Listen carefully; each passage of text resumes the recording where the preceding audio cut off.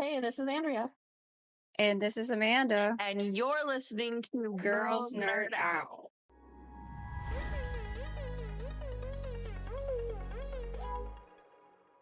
Hello, everyone. Welcome. We are going to be talking about House of the Dragon Season 2, Episode 4, which was titled A Dance of Dragons. And funny enough, the title changed last night. And by the way, Andrea is here. Hi. Andrea, tell them what they changed the title to. The Red Dragon and the Gold. I wonder if they're trying to save the Dance with Dragons. What's insane is that they apparently made that choice right before it aired, which is so weird. Really quick, because this has absolutely nothing to do with this episode. I got permission from Andrea that I can gloat on this. Everyone knows I had a big problem with the eggs that are supposed to be Daenerys's eggs. They're stoplight colors, like Andrea says. The green one was fine, but they had a bright yellow and a bright red egg. And I've gone on a campaign to make sure people know that Drogon's egg was black. And we got confirmation last night. Ryan Condal actually had to backtrack, and he told Entertainment Weekly that those eggs are not definitively Daenerys's eggs. He would just like to think of them as, which is hilarious because the director of the episode had already confirmed. But Andrea said that I can personally take it on as my victory. Because obviously, because Ryan Condal knows who I am, obviously. So, yeah. So I'm just going to take that as a win and tell Ryan Condal that the Southern Mother of Dragons sends her regrets. Tell us about what we first see in this episode that has got so much in it. We see Daemon. He's walking into the throne room. It's a vision. And he is looking at the throne. He sees a vision of young Rhaenyra again, and she's sitting on the Iron Throne, and she's talking to him, but he doesn't understand what she's saying, which I thought was kind of telling. But she's speaking in High Valyrian, and he doesn't understand it. And then when she walks closer, then he can. And she is wearing older Rhaenyra's outfit, because he's obviously battling a demon between both young Rhaenyra and adult Rhaenyra. And she says to him, "Your brother loved me more than he did you. You made me, and yet you're treating me like this." That was just so powerful. And then he cuts her head off. I think people are going to get that mixed up because they're going to think he wants to kill Rhaenyra. He's obviously upset because before he got to Harrenhal, she says that she doesn't trust him anymore, just like my father didn't trust you. And so this is just him dealing with that. This is why I love our conversation so much, because Andrea knows A Song of Ice and Fire and Game of Thrones, but Fire and Blood's her heart. I mean, everybody knows that. And everybody knows that A Song of Ice and Fire is mine. So I want to put this out there. Yes. There is a very, very well written scene where Jon Snow is having dreams about Robb, and he kills Robb in his dreams. He would never kill Robb. He even knows it himself. Those dreams aren't about killing Robb. It's because Robb is seen as he's trueborn. It's a situational thing. He doesn't want to kill Robb. He wants what Robb has, and then he feels guilty about it. This is a parallel. It's a complete parallel. He would not kill Rhaenyra. No, he would kill the pain and all of the trouble and everything that has come with that complicated situation.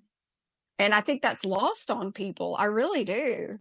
I think he feels bad because when they fought at Dragonstone, he wasn't really listening to her and she wasn't listening to him. I think he's regretting that. This is based on medieval times. There's no phone, there's nothing. So with him being at Harrenhal, they are disconnected.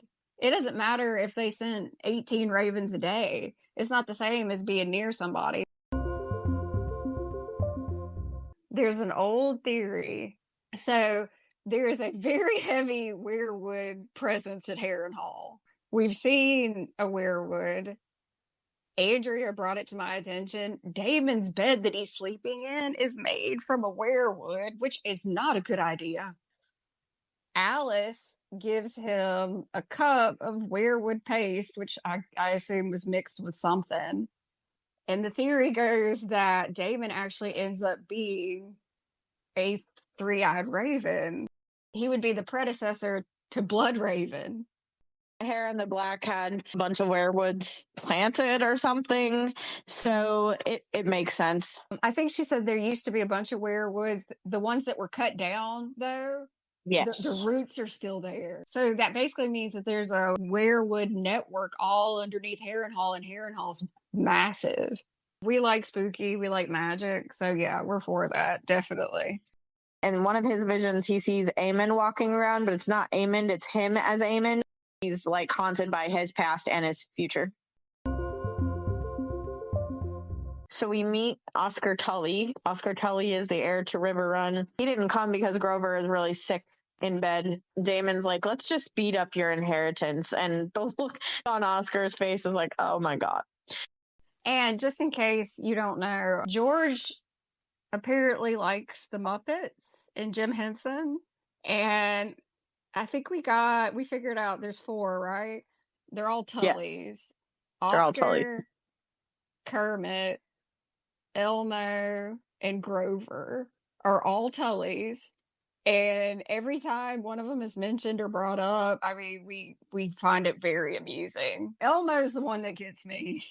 I think they made it pretty clear that Kermit won't be in there because Kermit and Oscar are supposed to be both heirs to River Run.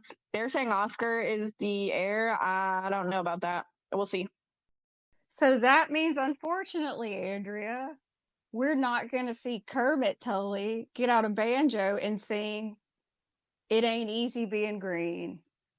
It's not easy being green, having to spend each day the color of the leaves. I'm sorry. That's perfect. I mean, that's funny. Kermit. Ah, jeez. I mean, like, that's one of the corniest things ever, but I can't help myself. Andrea, if you don't mind really quick, could you please explain the thing that seems to be very misunderstood about Damon's title, if you don't mind? Okay, yeah. So he is the king consort. Somebody on Rhaenyra's council calls him king consort, so anyone that has an issue with that can take it up with me. He is a king consort, so he has the right to have the Your Grace. He is not a prince anymore. He's married to the queen. This reaffirms that Rhaenyra is the queen. And I know some people are saying it's treasonous what he's saying. It's not. Alicent, and she is no longer married to Viserys. Viserys is gone. She has no king husband right now, and they still call her Your Grace. They called her Your Grace a couple times in this episode. It's a respect thing, and it's a respect for his queen. And Andrea actually verified this. He was called Your Grace in season 1. People need to get off that soapbox of him. I'll never claim to be completely unbiased because I am always going to go for the dragons and stick up for the dragons, and obviously Daenerys, obviously. And Andrea is always going to stick up for Daemon and Rhaenyra, but yes. We're not to the point where we're delusional, and I'm very thankful for that because there's enough. I did want you to say that, though, because that has been a hot topic. Jesus. That's a huge hot topic. We get Rhaenys, and she's at Driftmark, and she is talking to Alan. Alan is the older brother. Adam is the one that looks more like Laenor, that is having something going on with Sea Smoke. They're repairing Corlys's ship, right? Isn't that still his ship they're working on? Yeah. Okay, I thought so. Rhaenys is there, and she's talking to Alan, and she says, "You're the one that pulled my husband out of the water. You saved his life." And you can see the gears moving real fast because Rhaenys is smart. She almost immediately realizes who he is.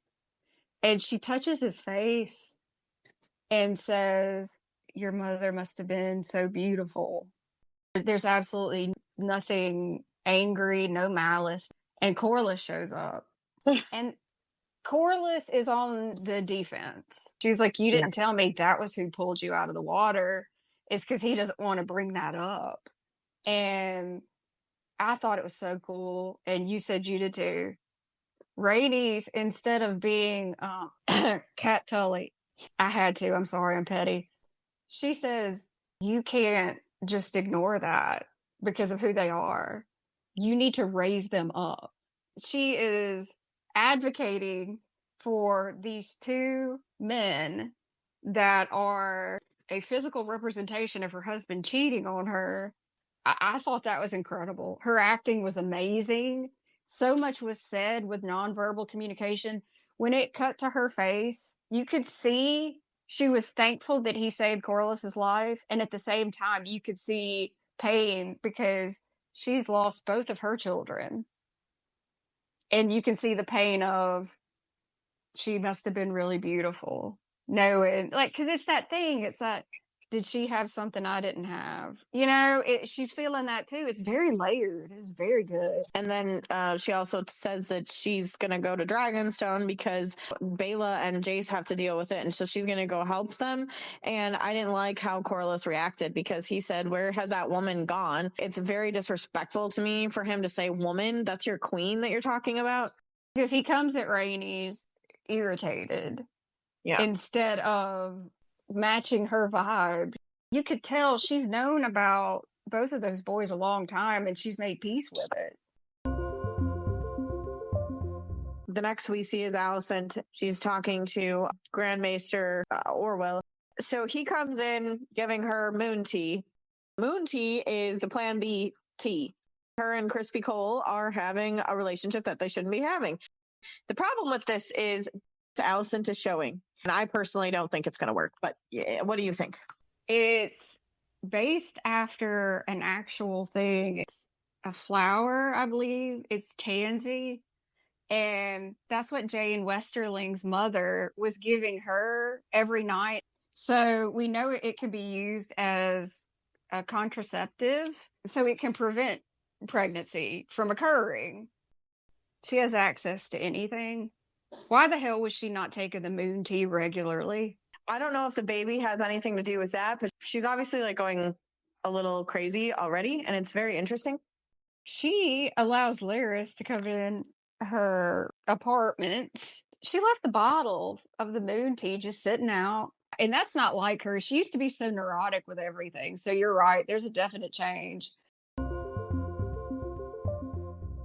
We see Crispy Cole and the Green Army at House Darkland. They're trying to get them all to bend the knee to King Aegon. They die. And Lord Darkland obviously is not going to sit there and bend the knee. And before that, he calls him a kingmaker and you are not fit for the white cloak. And Cole tells him he's having a better traitor's death than most traitors. So he cuts off his head. I really don't like Cole. I've been calling him Slaw. His haircut makes me angry. It looks worse than the hair he had before. Yeah, why? Who made that decision? And then we get into Aegon's council, and he's pissed off because Daemon took Harrenhal, and he yells at Larys because he's like, that's your effing house. That was a little funny for a second. It was. He was yelling at him like he was 5. And I don't like or understand why he says Daemon of all people. Wait. The only thing that makes sense is if he's saying Daemon of all people, because that is the scariest one. Maybe he meant that. Oh, maybe he did because he was hard set on getting Harrenhal back. He's like, oh, great. You know, I wanted Harrenhal and now I'm not going to get it because Daemon of all people has it. He knows he can't take something from Daemon. Aemond was acting like it was no big deal. Him and Cole already had a plan. And so obviously Aegon's upset because that wasn't what he commanded. And like, they're not including him. And it's very interesting. I have to talk about the High Valyrian. The Targaryens are taught High Valyrian. We see Rhaenyra and Daemon speak High Valyrian to each other. That's probably the two people that speak it the most. Totally tracks for Daemon because he loves Valyria and all that. And the dragons are taught commands in High Valyrian, which is cool. It's just stuff that's been passed down. You're supposed to take that seriously. So Aemon is speaking High Valyrian flawlessly, so that Aegon's council doesn't hear or understand what they're talking about. Same thing Daemon and Rhaenyra did. Aemon's trying to do it. It was cringe. Because Aemon says like a paragraph in High Valyrian, and then Aegon says what, 3 words? Aemon says this whole paragraph, 2 paragraphs in High Valyrian talking about the war, and Aegon just turns and he's like, "We go war?" He doesn't know High Valyrian. He only knows basic words, which in a very short scene tells you a lot about the differences between the two. And honestly, now that I'm thinking about it, Andrea, I wouldn't put it past Aemon to speak in High Valyrian on purpose because he knows Aegon's Valyrian is crap. It shows the distance between the brothers, too, because Aemon has better vocals for High Valyrian, although his Dracarys needs some work. But yeah, it shows that they were not raised the same way.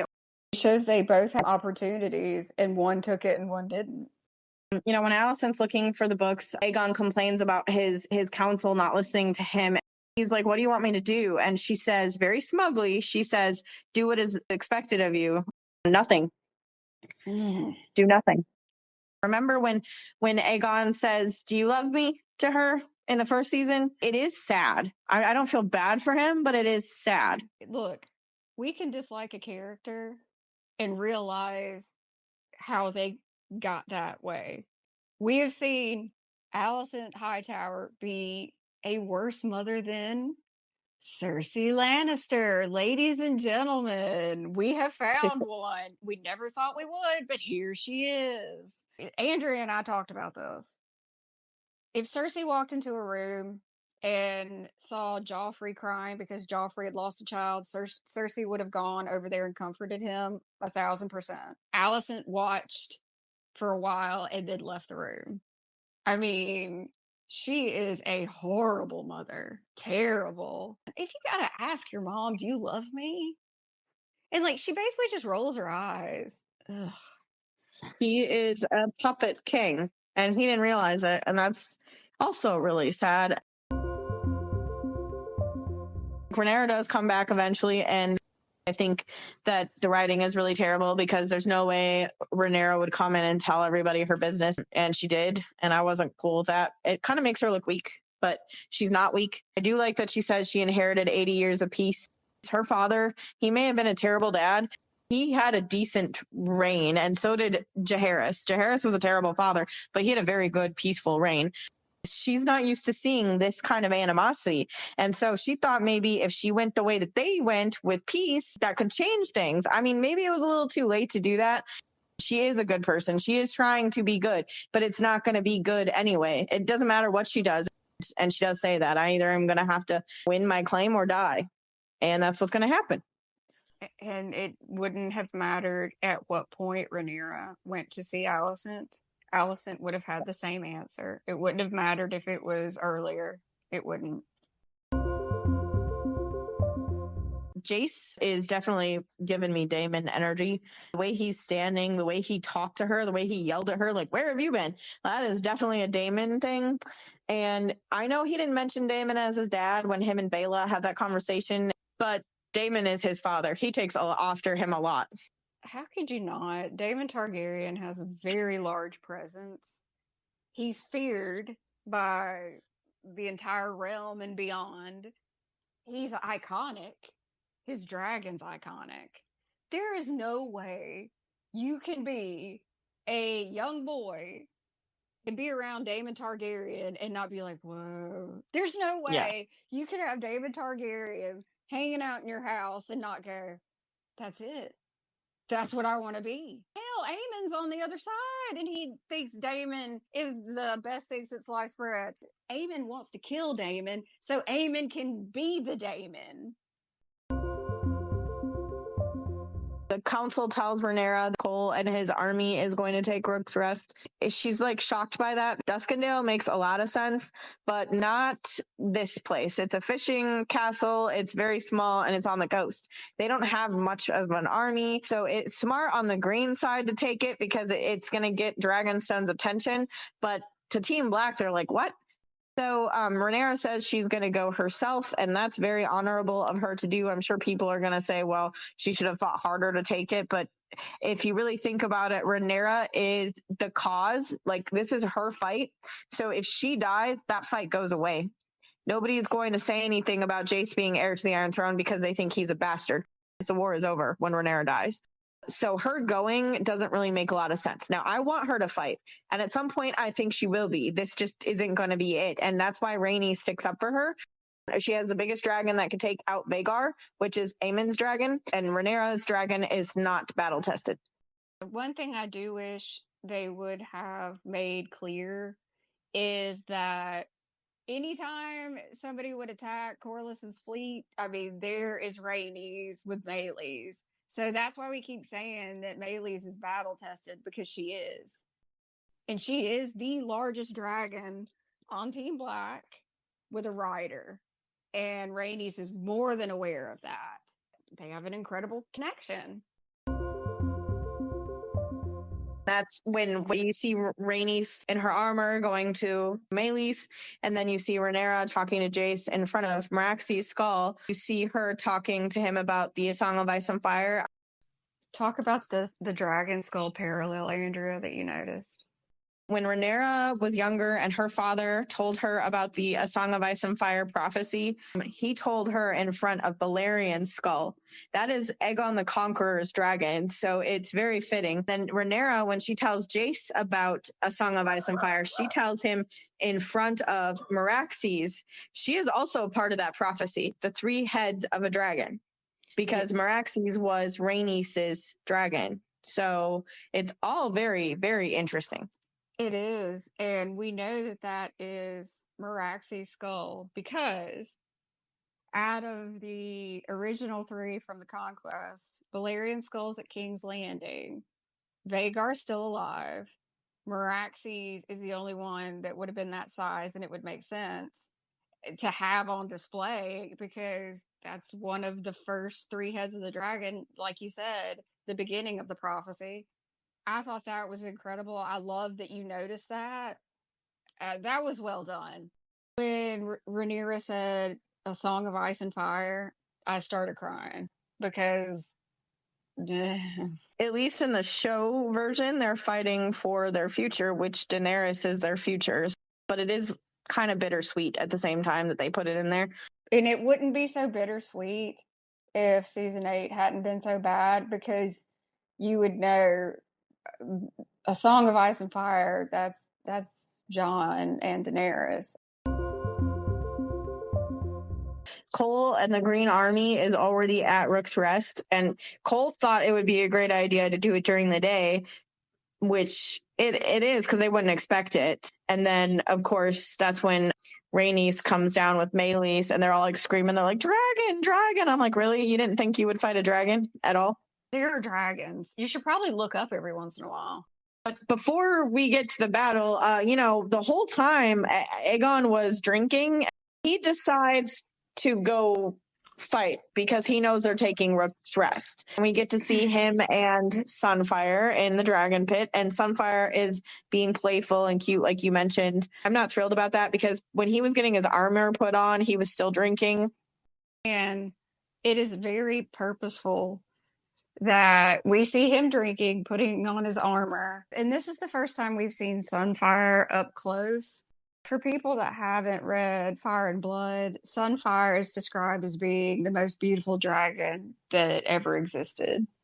Sunfire is just beautiful, gold, shiny, and like you said, very playful. What we see is a big fly puppy that is so excited to see Aegon that Sunfire nuzzles him. Obviously, Sunfire is a sweet dragon and very fond of their person. And I say their because some people are saying that Sunfire is a female, which that might be show canon. It could be. And it's heartbreaking that he doesn't think at all that it's a bad idea to take a young dragon to a war. That dragon has never fought anything, not even close, nothing. He wants glory. He did that. It was just ego. That's it. He wants his mom to love him, and so he thought it was cool to get on his dragon and go fight. He's never battled before. That dragon's never battled before, and he was drunk. Yeah. And I'm going to stick to this. I think he thought by the time he got there, the dragon fight part would already be over, or if he got into a bad spot, but Vagar, I think he was counting on Aemon covering him. You saw his face when he's fighting Rhaenys and Meleys, and Sunfire's getting it bad, and that's what you're supposed to do in a battle. You're not going to sit there and let your dragon just die. So when Aemon comes on Vagar, he's like, oh, thank the gods. And guess what happens?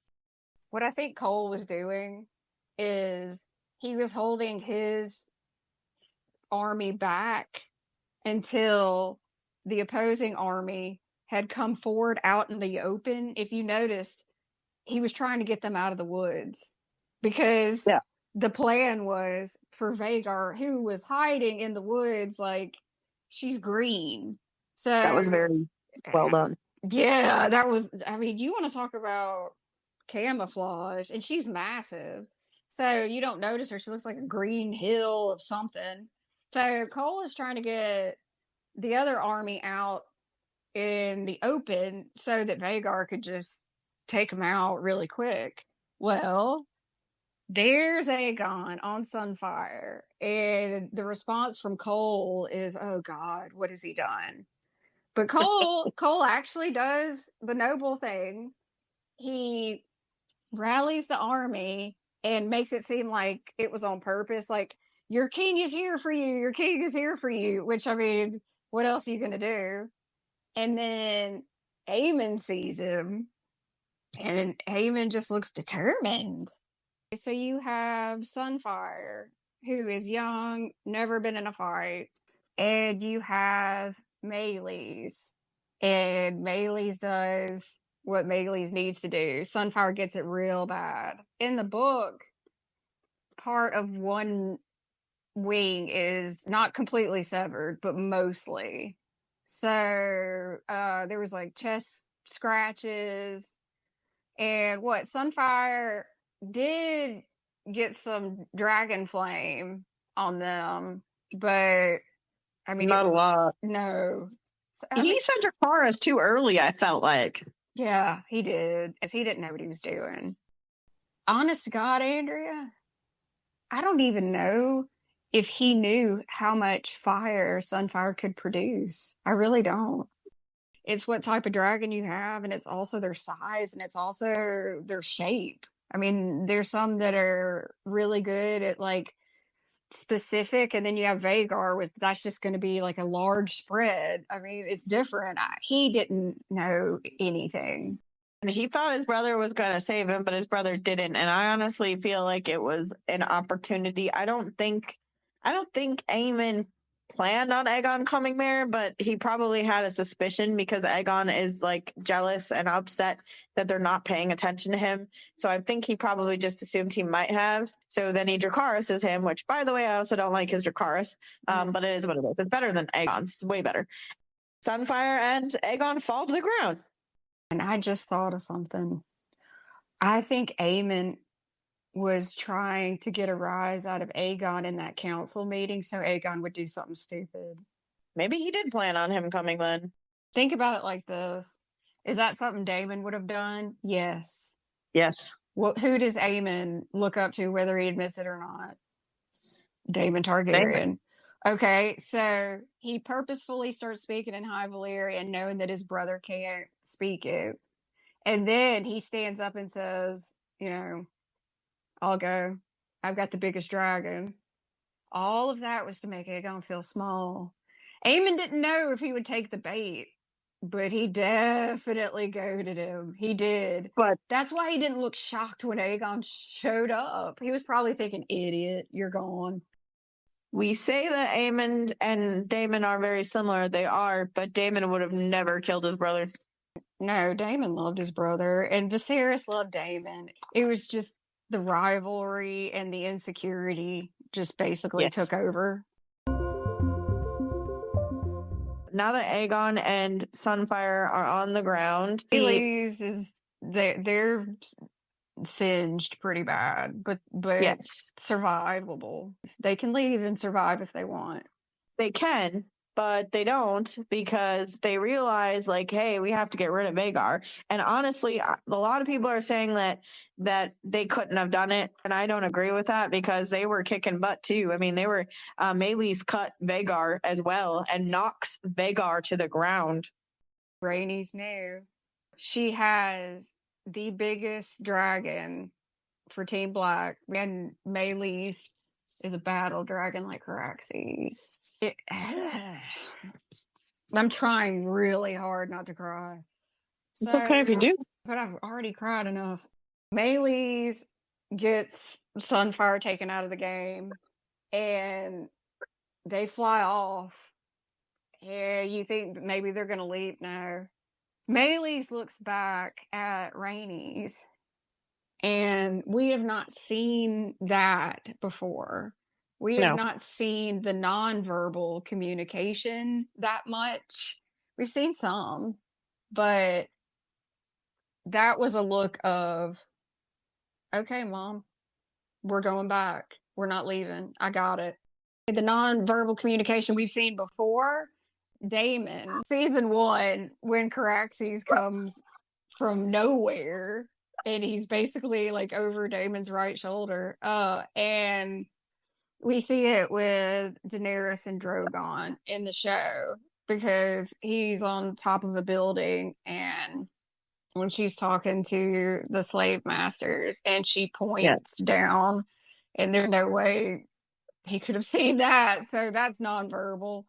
We've seen a bit, but not like that. Not the eye contact. That's what got to me. It was the eye contact. Yes. And so that's when they knew, because again, they are fighting for what they think is a good thing to be fighting for. They are stopping somebody that needs to be stopped so the war can be done. Because if you take out Vhagar, it'd be easy peasy. If you take out the soldiers, it'd be easy peasy for them to just take over and win. So that's what she thought. And she really believes in Rhaenyra and thinks that she is the rightful heir to the Iron Throne. She's fighting for her. Aemon cannot use Vhagar to kill a lot of people if she is dead and he is dead. I personally think she could have. I think it's clever and smart, sure, what he's doing, but I'm sick of him hiding and popping out of nowhere. I am sick of it. He already did that with Luke, and you didn't need to do that with a child. And he's doing that again with Rhaenys, and I got pissed about that. So when he pops out behind the castle, I'm like, really? Like, that's the only way you can win? I think it's a cheap way to win. I agree with you, because in the book, it's a surprise attack in the sky. Twice we've seen him just hide and then attack, which is ridiculous because you have a massive dragon. I agree that it's making it look like that's all he does. If he does that again, I swear to God, I am going to throw something at the TV. So that's Rhaenys with her dragon Meleys. And Vhagar, before Aemon, was bonded with Rhaenys' daughter. Yep. No one ever advocates for the dragons. They have no choice. They don't. Now, I do think Meleys did exactly what Meleys wanted to do. They had that bond. Caraxes and Daemon are like that. They're on the same page. Aemon uses Vhagar like a giant weapon. I know we call her like Granny Vhagar and stuff. Vhagar knows who Meleys is. It's just really sad. It is, because all those dragons are related. All of them. They all came from the original 3. Or they all came from the ones that were brought over from Valyria. You can even go that far back. Nobody talks about that. I've never heard one other person say it. Besides us. Yeah, we're it. Dragons are paying for the idiocy of people. It gives me the same feeling that like a dog fight would. Like, why? Now, I love my dragon riders. I love my dragons. I love them. But the dragons did not choose to do this. It's the people that started this. Rhaenys chose to do what she did because she believed in what Rhaenyra was and will be. She believes in that. So I don't blame her for anything that she did. No, I'm not either. And I want to say this because I saw someone say that Rhaenys killed herself. That is incorrect. Yep. Meleys and Rhaenys both agreed to go back. We had that eye contact. That's why we had it. They go back. Vhagar gets Meleys around the neck and nearly completely severs Meleys' head. And while that's happening, Meleys turns the same way. She turns her head left, which is probably something she's done a lot. Yep. Because she turns her head the same direction twice. This is how nerdy I am. It makes me wonder if Rhaenys is left-handed because Meleys turns left to look at her. Ooh, that makes sense. Yeah. I think some of those things maybe from riding horses or something, but it just made me wonder that. Meleys is dying and turns her head and looks at Rhaenys. And she closes her eyes, and Rhaenys knows that Meleys is dead. Yep. And Rhaenys has lost both her children, and she loves Meleys. Meleys turns to give one last look and closes her eyes, and Rhaenys knows this is it. And she accepts it. She did not kill herself. They are very high up in the air, and Rhaenys, she wouldn't have survived that fall. She did not do this to die. She did this because, like, my dragon is gone. I have nothing left. She had a dragon rider's death. It is very honorable, and people are squandering that. They are. There's a huge difference between killing yourself and accepting you're about to die. All we need to know, we learned with her daughter, with Laena. Laena wanted a dragon rider's death. Who'd she learn that from? Her mother. And that's what her mother did too, cut from the same cloth. The tragedy is that Vhagar was involved in both of those. Nobody ever thinks about how the dragon might feel. I've seen several people refer to Sunfire as a female. And this is actually something that has never struck me before. Andrea and I had a conversation about it, and we're a bit fascinated with it because show canon is separate. We know that now. When Sunfire comes out to greet Aegon, the vocalization is more high-pitched like Cyrax's, and there's a nuzzle. I need to go back when I can without crying and get a better look, like how Sunfire is built. Because I think Sunfire's face looked a bit different than the ones we've seen before.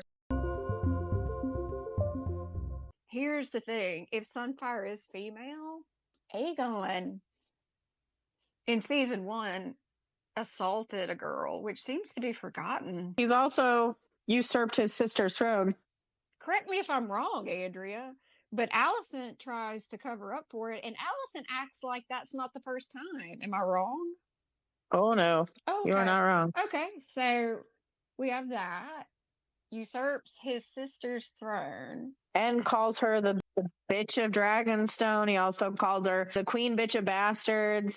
They have no love for women in this family, it seems like. It stems from his mother. But think about this. So you have two brothers raised by the same people.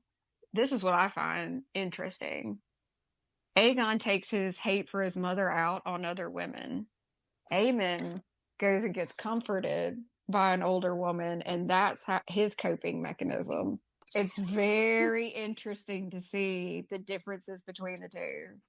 I just really would like to know if Sunfire is a female, because I do think there's a theme with Aegon that is, I hate women. And I'm not saying he hated his dragon, but that's another occasion where he's not even thinking. That was like a sky puppy. Spoiler alert. If he's anything like his book counterpart, he does say, I'm going to find a dragon like Sunfire, but better. Which leads us to the scene of Aemond walking over to Sunfire and Aegon. And what do we see, Andrea? We see Cole looking at Aemond with his sword out, and it looks like he's about to stab his brother. It looks like he's going to finish the job. But I thought it was at least going to be in a situation that allowed Aemond to maybe say, look, y'all were close together. I did the best I could. I didn't mean to hurt you. No. There's no doubt at all. So I don't know how their relationship's going to be. Jeez.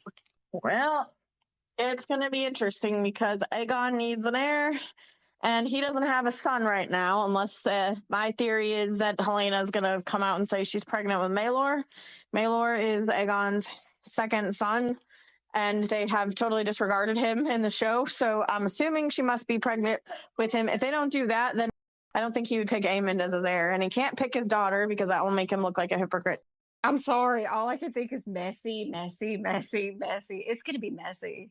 Interesting next week. That's for sure. Predictions for next week. I think there's going to be a riot in King's Landing, which does kind of happen in the book. I think that part of the small folk is going to be upset. I originally thought it was going to be about the food situation. That could also be why they're upset. We don't know. Because they do mention the food. They could also be upset because they just murdered a dragon that they have seen before and probably have liked, because Meleys has been in the dragon pit before. They've seen Meleys around. That is a nice dragon. Rhaenys is a nice person. And what you said, Amanda, it could be like, oh my God, look, they killed a dragon, so it would be easy to kill a dragon. Team Green is going to put Meleys' head on a cart and parade it through King's Landing and call her the traitor dragon. Yeah, which is ridiculous. That's the dragon of Princess Rhaenys Targaryen, who was almost queen and could have been queen if better decisions had been made. And Meleys was the Red Queen. And yeah, people knew who they were. Here is how smart Team Green is. That would be like having a war, and your most feared equipment, whether it be like some tank or some sort of jet, so scary and evokes fear into people and awe and all that. That would literally be like you taking a broken tank and parading it around King's Landing, letting them know, oh, by the way, it can break. Yep. Small folk have no idea about dragons. They just know they're powerful and obviously magic and awe and fear and all of that. When you parade that head around, you just show them that dragons can be killed. You just exposed a weakness, and that is stupid. And Rhaenyra is going to be upset. So I think she's going to fight now. So Rhaenys is what brought Rhaenyra Driftmark in the fleet. I mean, huge allies. Yeah, Rhaenyra is not going to be the same. But basically, yeah, that's my point is, by parading around Meleys' head, you are telling the small folk that you have a weakness, that your greatest thing can be killed. What do you think's going to happen with Daemon next episode? Jesus. He's probably going to have more visions. And I want to say he's probably going to blame Alice for him, but I don't know. At the same time, I think he's too smart to think that it's Alice. I think the visions are going to make him decide, I need to do better for my wife and for this war. I think the weirwood paste just made the visions even more. And he's not going to take another drink from her. And it wasn't the peas. No. No, it was the drink from the witch. Didn't you say that the actress said she's not on either side? She's not on either side, and people think that she's going to play Damon like a fiddle, but I don't think she is. I honestly think it's a werewood that's doing this to him, and she might be like egging it on, and I think she's going to do the same thing to Amond. There has to be a three-eyed raven all the time. What if she's in contact with the current one? Really quick, we'll rate. I give this episode a 10 out of 10. It was very well done. Maybe 9.5 because I didn't like the writing for Rhaenyra. But I still enjoyed her scenes. I mean, Emma looked amazing, very stunning the whole time. And the acting is very good. It's not Emma's fault that the scene was written badly. I'm going to give it broke my heart, which is what it's supposed to do. So I'm going to give it 9 out of 10. Yeah, it's going to get a 9 out of 10 for me. The dragon fight was well done. They gave me more with Rhaenys and Meleys than I thought I was going to get. I'm really impressed with that. They also gave me more of who Sunfire is. I didn't know we were going to get that nudge and those cute little noises. And that was on purpose to show how tragic it is. Because, again, I'm just going to keep calling her, and I'm going to refer to her as a sky puppy. Yeah, 9 out of 10. The feels. The feels we're feeling. I don't know how many times I've cried, just a lot. And I mean, it's not just the episode. I have residual cry for Viserion and Rhaegal that comes out, so it's complicated and like, but 9 out of 10, 9 scales out of 10. That's good. I'm looking forward to the next episode very much. Oh, me too. Hey, this is Andrea. And this is Amanda. And you just listened to Girls Nerd Out.